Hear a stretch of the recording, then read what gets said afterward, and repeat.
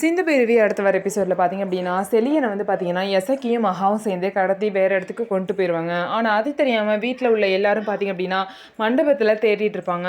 பார்த்தீங்கன்னா செலியனை வந்து அந்த மாறனு சம்பவத்தை தான் கடத்திட்டாங்க அப்படின்னு சொல்லிட்டு எல்லாருமே வந்து சந்தேகப்படுறாங்க.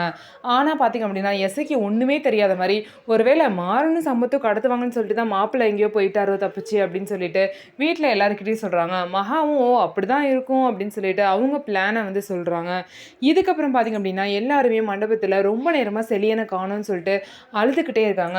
அதுக்கப்புறம் காயத்ரியும் பார்த்தீங்க அப்படின்னா அவங்க அம்மாவை கட்டுப்பிடிச்சிட்டு செலியனை வந்து இந்த மாறனு சம்பவத்தை கடத்திட்டாங்கம்மா அப்படின்னு சொல்லிட்டு அவங்களும் வந்து ரொம்பவே அழறாங்க. இந்த நேரத்தில் மகா பார்த்தீங்க அப்படின்னா காயத்ரியோட கல்யாணம் நிற்காதுக்கா, கண்டிப்பாக நடக்கும், காயத்ரியை எசக்கி கல்யாணம் பண்ணிப்பான்னு சொல்லிட்டு மகா வந்து எல்லாரும் முன்னாடியுமே சொல்கிறாங்க.